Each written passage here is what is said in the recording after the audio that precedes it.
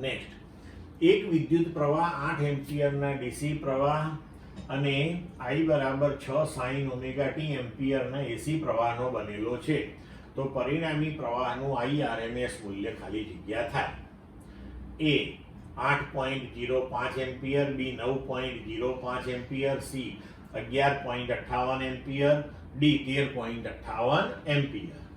હવે આપણો કુલ પ્રવાહ થયો એ એસી અને ડીસી નું મિશ્રણ છે, તો I બરાબર 8 વત્તા 6 sin ઓમેગા ટી. હવે IRMS તો એ થશે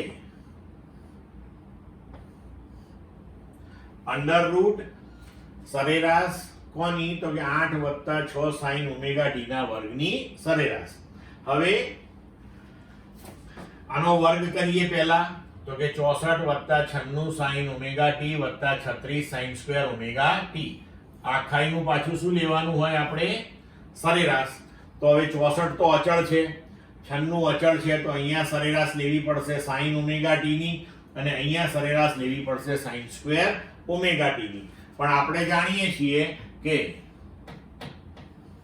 sin ઓમેગા ટી ની સરેરાશ એ 0 થશે, અને sin સ્ક્વેર ઓમેગા ટી ની સરેરાશ 1/2 થાય છે. આપણે ચોપડીની અંદર ઘણા દાખલાઓની અંદર આ વસ્તુ જોયેલી છે, એનો આપણે અહીંયા સીધો ઉપયોગ કરી લઈએ.